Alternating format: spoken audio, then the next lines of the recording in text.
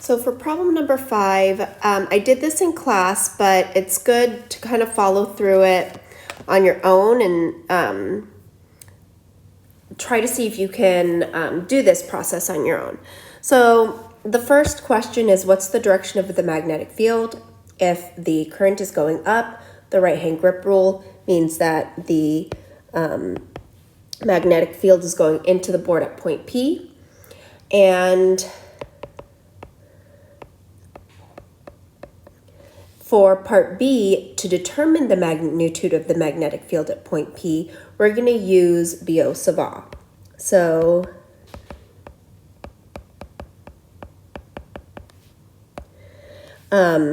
when we do that, we take a piece of the length. Since they've defined the length to be A, I'm going to call DL DA in this case. And then we need to take the cross product of DA cross R hat, which is in the direction of the position on your wire to the position you are analyzing. So DA cross R hat all over R squared. And this is our R squared, or that's our R. Our length here is A, and actually negative A on the bottom, positive A on the top. And they didn't give us this variable here, but we can define it as X to represent the distance from the x-axis. So the next thing we're going to do is look at our DA cross R hat. The angle for that is usually 90 degrees, but in this case, it's actually not. It's some smaller angle theta. And because it's theta, we need to find the perpendicular component.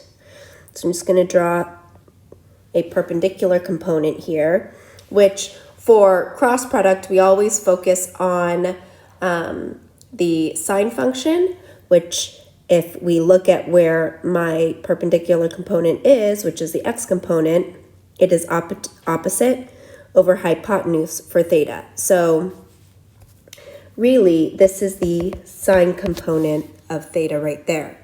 Now, r is just 1 because it's a unit vector, and the cross product has been taken care of by adding the sine theta. So this simplifies down to mu naught I over 4 pi times dA sine theta over r squared. Now, the problem with this is that we've got theta and a that are both unknown variables. They vary, and we also have r squared, which is a function of a because it's a square root of a squared plus x squared. And so we need to figure out how we can rewrite this in order for us to just take the integral of one function. So the first thing I'm going to do is, instead of using theta, if you think about this scenario, if I use theta, theta will increase as I get closer and closer to the origin. That would be this angle. And then it would decrease as I get to the other side. It would continue to decrease as I move to the top of A. So we've got this very weird angle that if we tried to take the integral of theta, finding the limits, because it goes from increasing to decreasing, would be very difficult. An easier angle to work with would be this angle right here. So let me draw in theta again. We'll call this phi. So that's actually 90 minus theta. We're going to redefine it as phi. And since we know sine of theta, that is opposite over hypotenuse, x over r, we can use phi by taking cosine, because that's adjacent over hypotenuse, which is also x over r. So I'm going to replace cosine with sine theta here. And take this guy, replace that there. I'm going to also try to figure out how to get rid of the a, because that's a varying variable, and represent that with respect to phi. So the next thing I'm going to do is take tangent, which is opposite over adjacent. A is in the equation and x is a constant. So tan phi is equal to A over x. And we're just going to work with magnitude for now, which means A is equal to x tan phi. Unfortunately, I don't have A in my equation, I have dA. So I'm going to take the derivative of A to get dA, and the derivative of tan phi, or x tan phi, which is just x secant squared phi. And then when I take the derivative with respect to phi, I have to include d phi. So that gets substituted into dA. And then the last thing is R is a function of A. It's A, well here it's the square root of A squared plus R squared. And so I also want to get rid of R and represent that with respect to phi. So the equation I'm going to use for that one is cosine. Cosine of phi is adjacent over hypotenuse, which is x over r. I know x as a constant, so r is equal to x over cosine phi.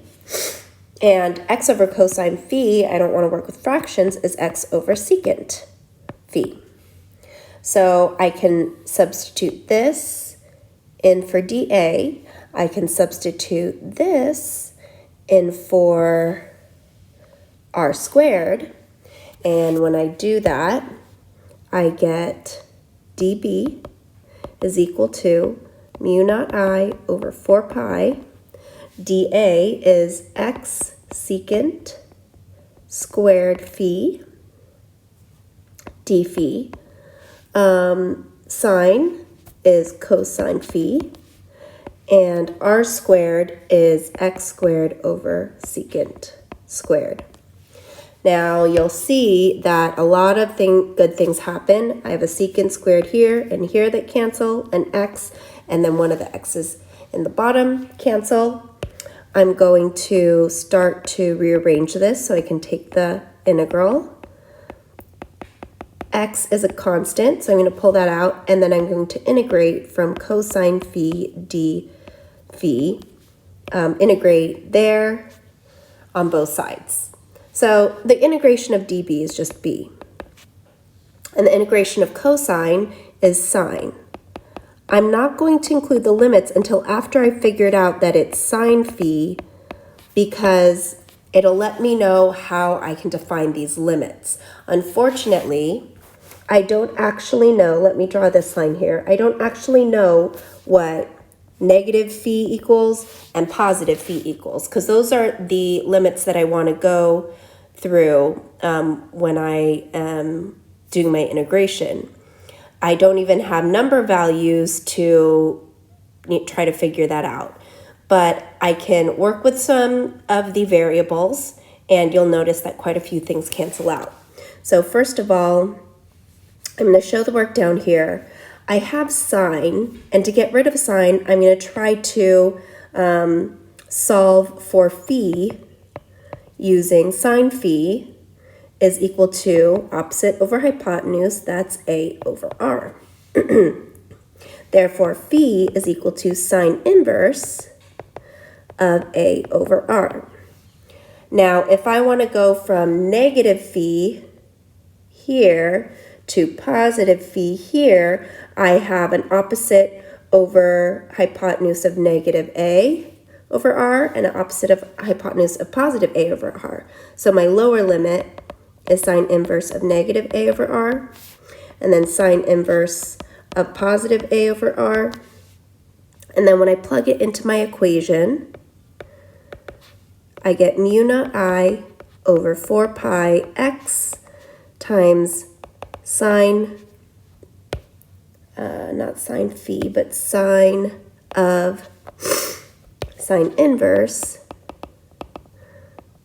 A over R minus sine of sine inverse negative A over R.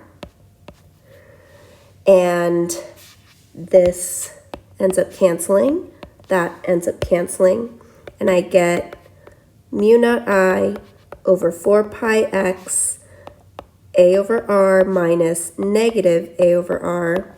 Those add together, so I get mu naught I over 4 pi x times 2 A over R. The 2's reduce, with the 2 reduces the 4, and my R, actually that should be an x squared. My R is equal to A squared plus x squared. So I'm going to substitute that in for my final equation. Mu naught I over 2 pi x is equal to A over square root of x squared plus A squared. Okay, so we've got a proton placed at P. It moves at a speed v in the x direction. So here is my proton, and it moves in the positive x direction. I know that I've got a magnetic field going into the board. And what is the direction of the magnetic force on the proton? Well, my palm is facing upward, and my fingers into the board, thumb to the velocity, and I get a force in the upward direction or toward the top of the page.